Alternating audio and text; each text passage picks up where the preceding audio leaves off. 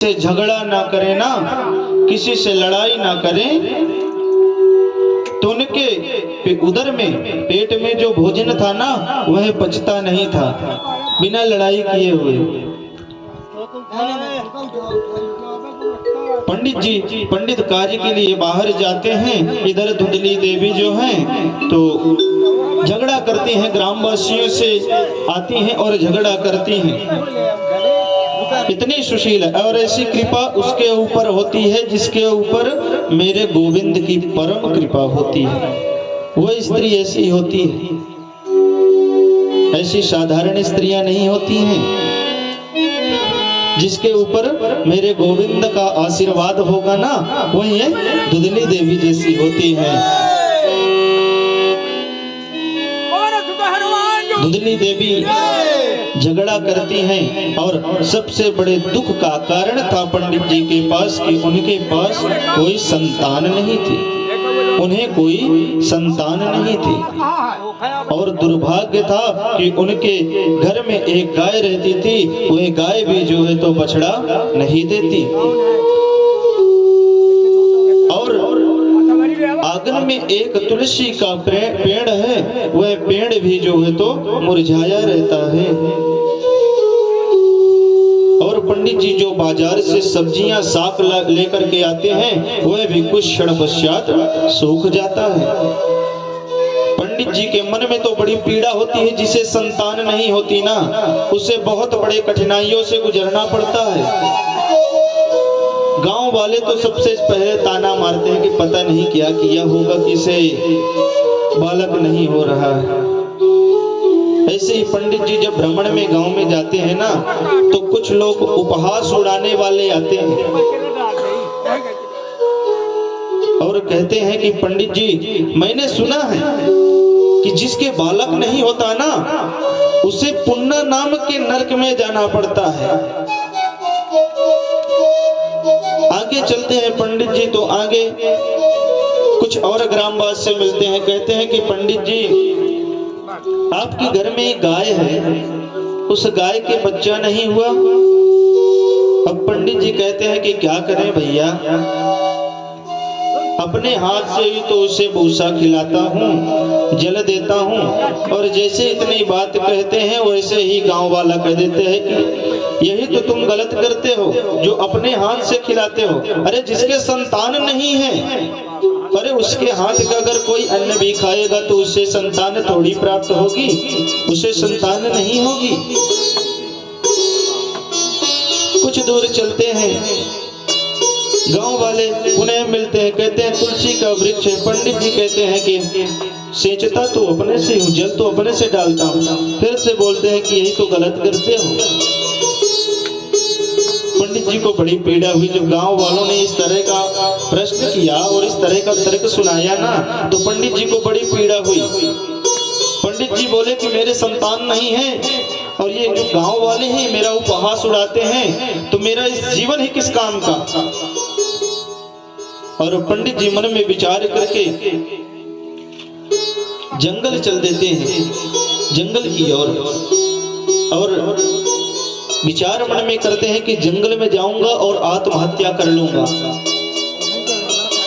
क्योंकि जब गांव वाले ताने मारते हैं ना, तो सबसे पहले मनुष्य के मन में, विचार में एक ही प्रश्न बूझता है कि मैं इसके सामने क्यों हूं। लेकिन मृत्यु केवल एक उपाय नहीं होता है, उससे बचने के लिए बहुत उपाय होते हैं हमारे पास। पंडित जी जंगल में जाते हैं और एक वृक्ष के नीचे बैठ करके रोने लगते हैं। जब पंडित जी रो रहे थे, उसी समय एक संत जो हैं तो उसी रास्ते से गुजर रहे थे। संत ने देखा कि यह जो ब्राह्मण है ना, ये बड़ा दुखी प्रतीत होता है, रो रहा है, चलो इससे जाकर के इसका कारण पूछते हैं कि क्यों रो रहा है ये।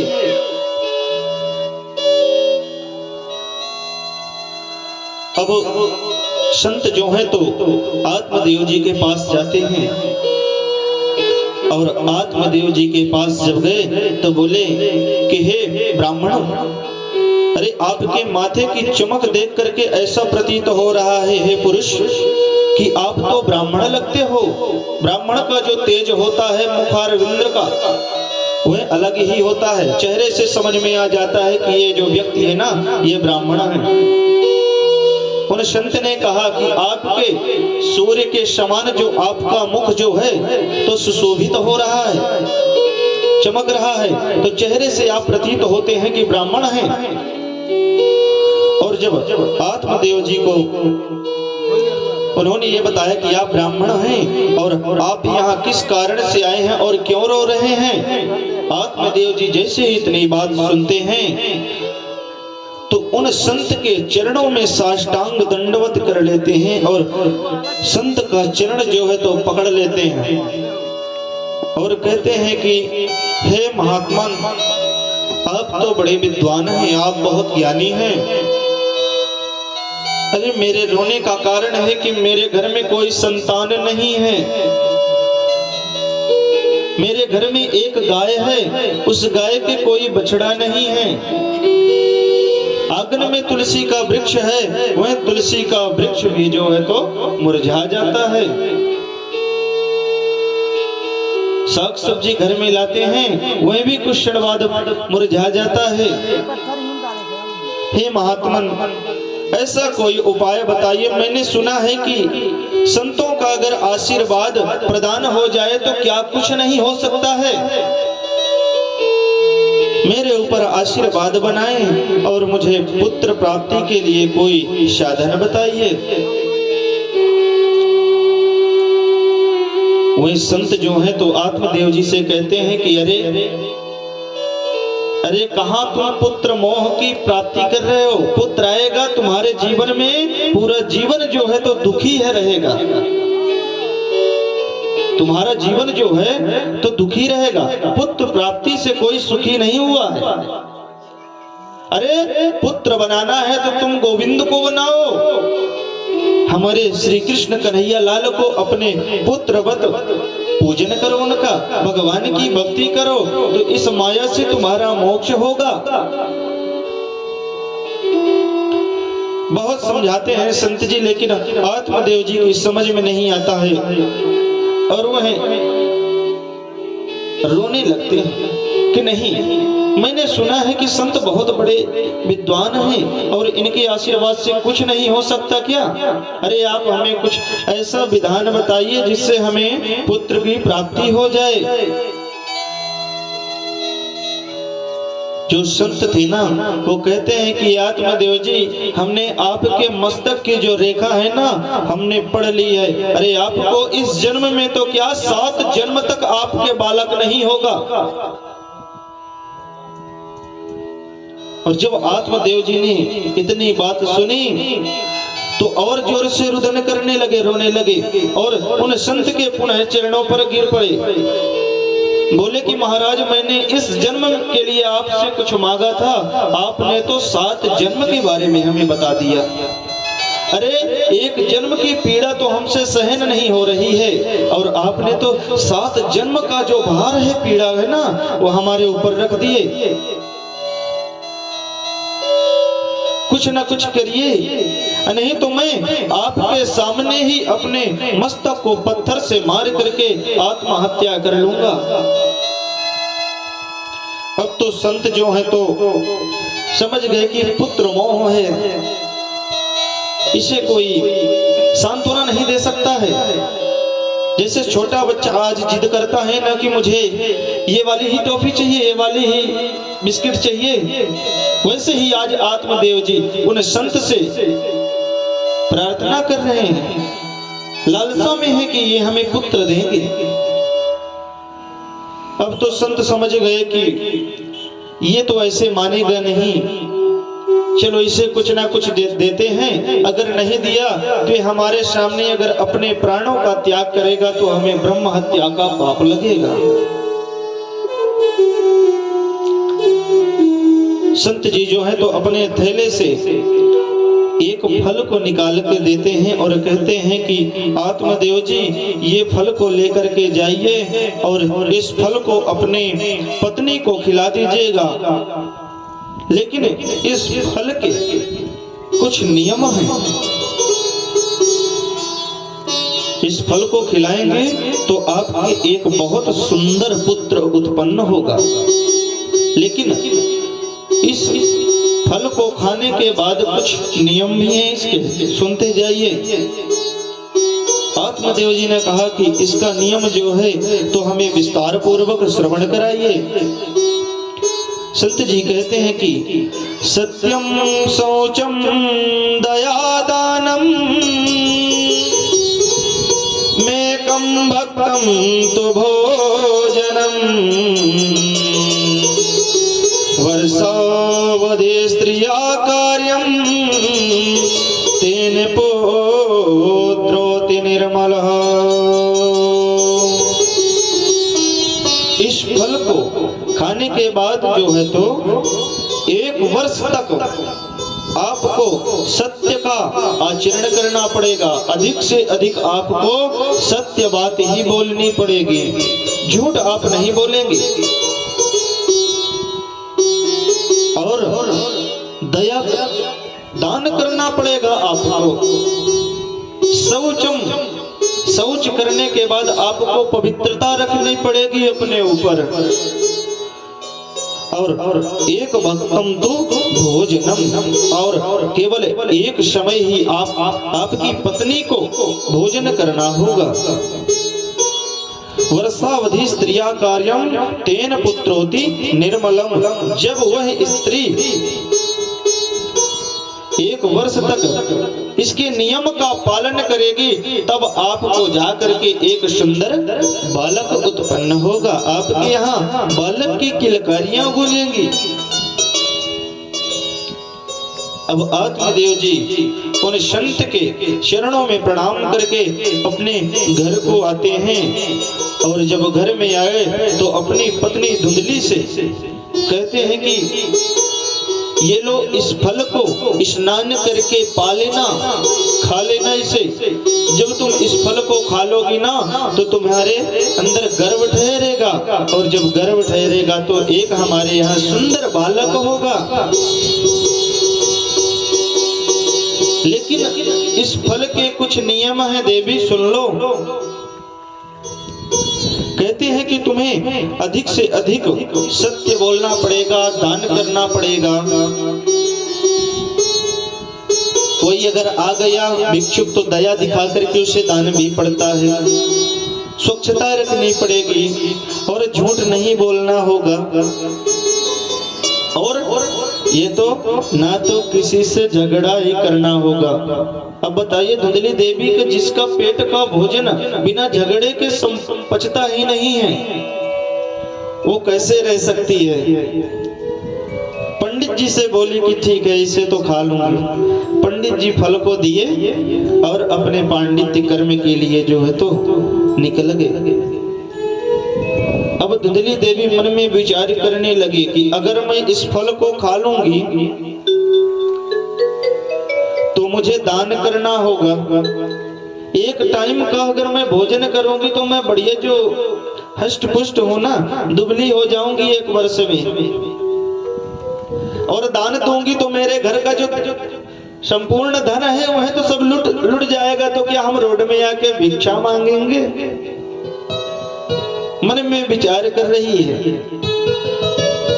और तो और अगर इस फल को खा लिया तो कहीं सुखदेव जी जैसे अगर यह बालक मेरे उदर से, मेरे पेट से 12 वर्ष तक नहीं निकलेगा तो दिया मैं तो मरी जाऊंगी।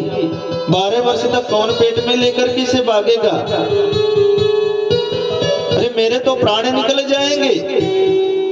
और अगर गर्भवती हो गई तो घर में अगर आग लग गई तो सब तो भाग जाएंगे, लेकिन मैं भाग नहीं पाऊंगी। क्योंकि कहते हैं कि गर्भवती स्त्री दौड़ नहीं पाती है।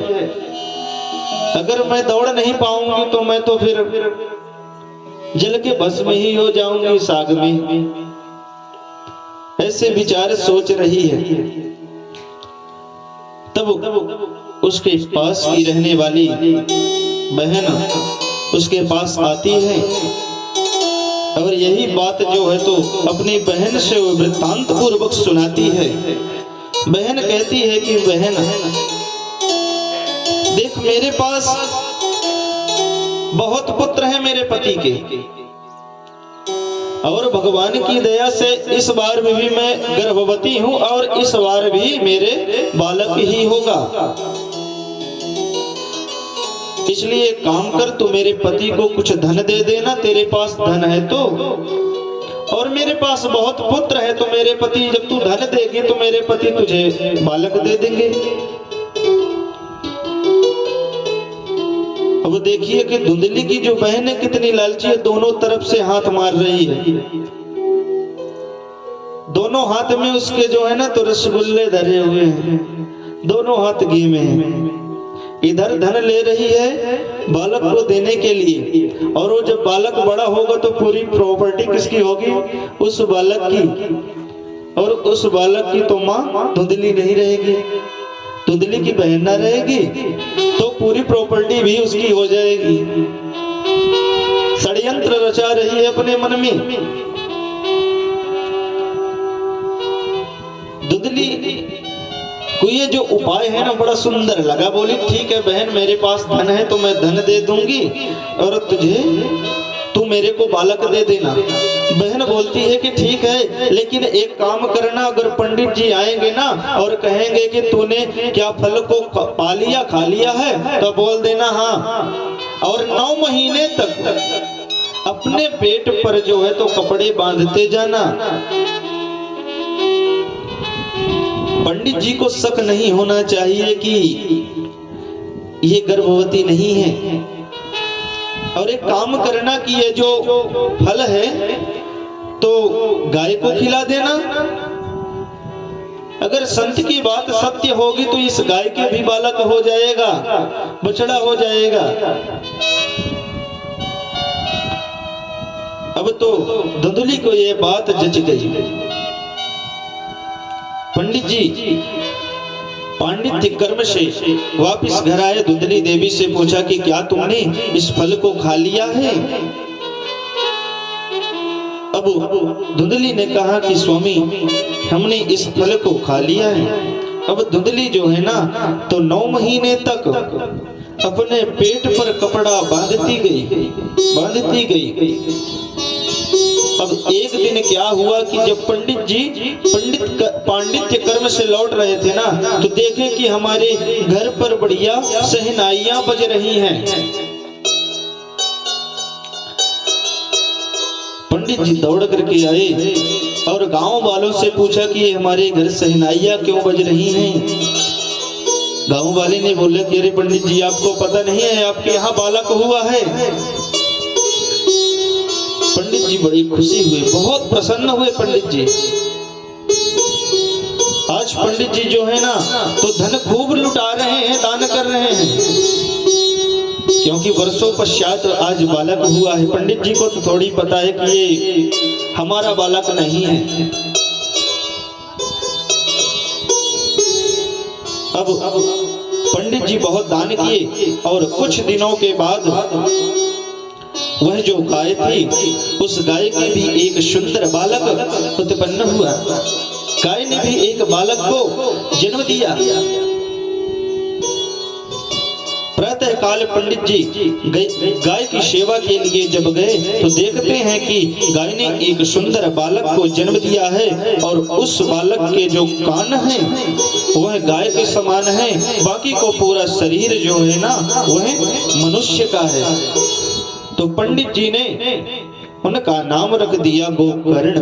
गोकर्ण जी भागवत स्वरूप हैं। गोकर्ण जी महाराज भागवत स्वरूप हैं। बोलिए गोकर्ण जी महाराज की जय हो। गोकर्ण जी महाराज का जो है तो आत्मदेव जी ने हाथ में लिया, बड़ा लाड़ प्यार किया, और उनका नामकरण संस्कार कर दिया कि तुम्हारे गाय के जैसे कान हैं, इसलिए तुम्हारा नाम गोकर्ण हुआ। अब जैसे ही धुंधली ने सुना कि इस बालक का नामकरण कर दिए हैं, तो धुंधली जो है तो बड़े क्रोध के मारे पंडित जी के पास आई और कहती है कि पंडित जी ये मेरे बालक से इतना छोटा है, इसका नामकरण संस्कार कर दिया और मेरे बालक का भी नामकरण संस्कार नहीं हुआ। मुझे भी अपने बालक का नामकरण संस्कार करना है। पंडित जी बोले कि ठीक है। बढ़िया सुंदर मुहूर्त पंडित जी को बुला करके नामकरण संस्कार कराया जा रहा है।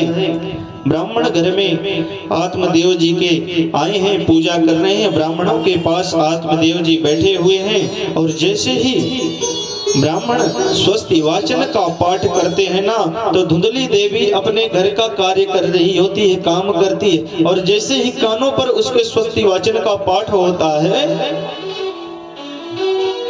वैसे ही दौड़ती हुई आकर के उन ब्राह्मणों के पास खड़ी हो जाती है, पंडित जी के पास।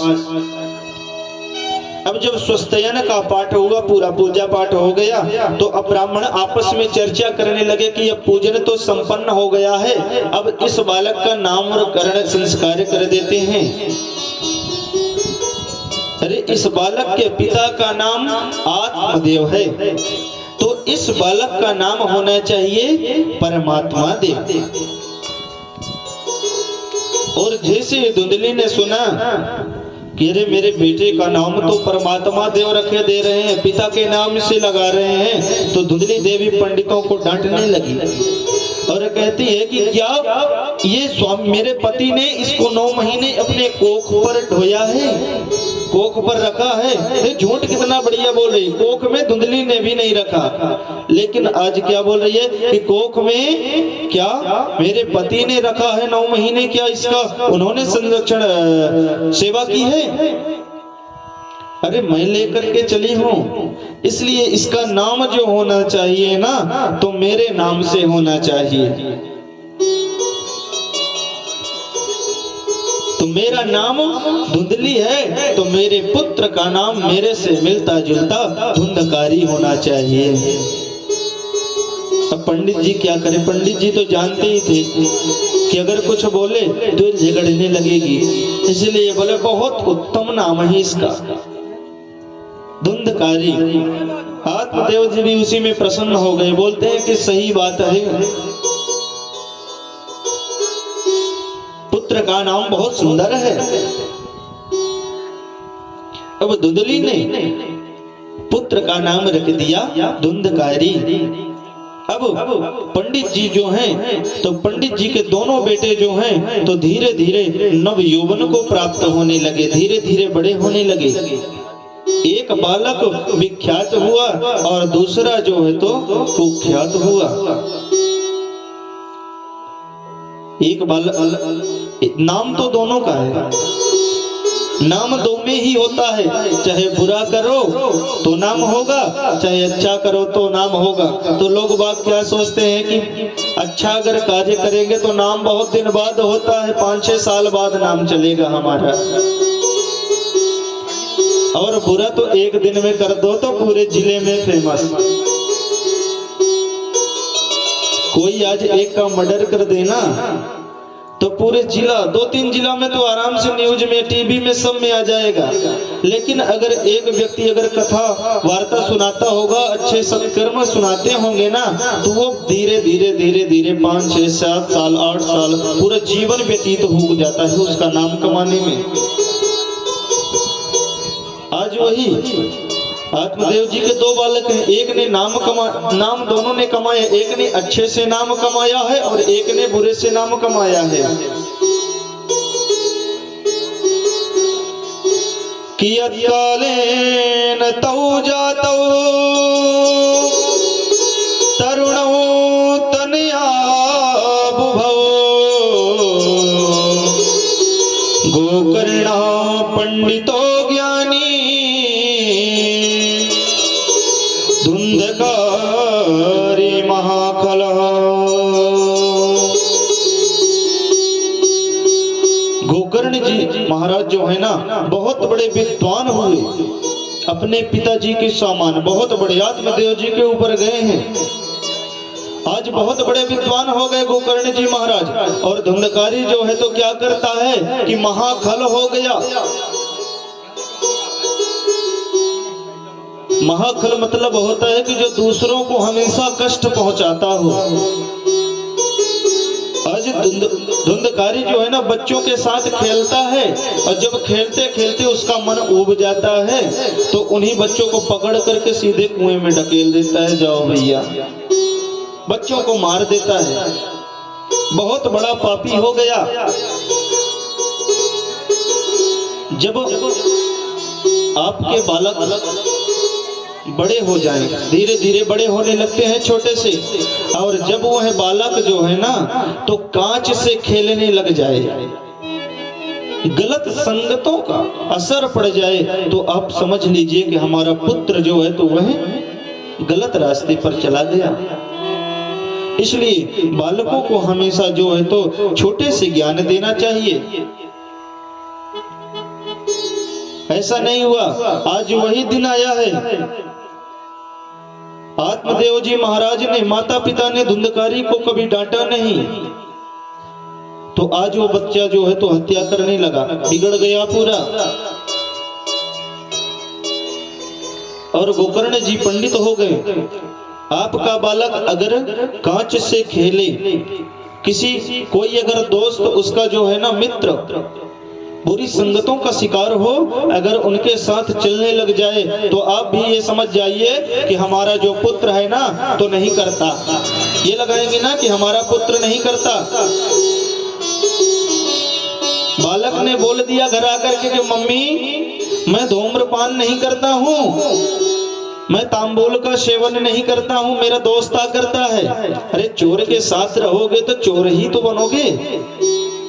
अरे हम कहते हैं कि एक दिन नहीं खाओगे, 2 दिन नहीं खाओगे, 1 महीना 2 महीना, लेकिन जब प्रतिदिन आपका दोस्त बना करके तांबूल देगा कि लो भैया, तो एक ना एक दिन तो मन कर ही जाएगा कि चलो यार टेस्ट तो कर ही लेते हैं।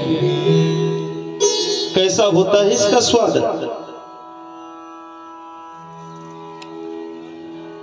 धुंधकारी जो है ना तो बिगड़ने लगा। पूत कपूत तो का